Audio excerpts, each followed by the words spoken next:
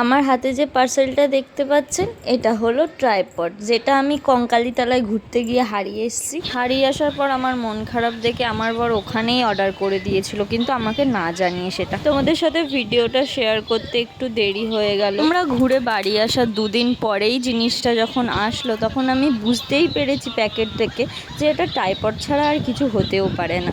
কারণ 3 বছর ধরে দেখছি তো মানুষটাকে, ও কি করতে পারে না করতে পারে সেটা আমার জানা রয়েছে। তবে বুঝতে পারিনি সেদিনকেই ও অর্ডারটা দিয়েছে। জানলে আর সাথে সাথে অর্ডার দিতাম না, দুদিন ওয়েট করেই বলতাম নেওয়ার জন্য। তো সে যাই হোক, ট্রাইপডটা আমি দেখে নিলাম, খুলে খালে সব ঠিকঠাক আছে কিনা।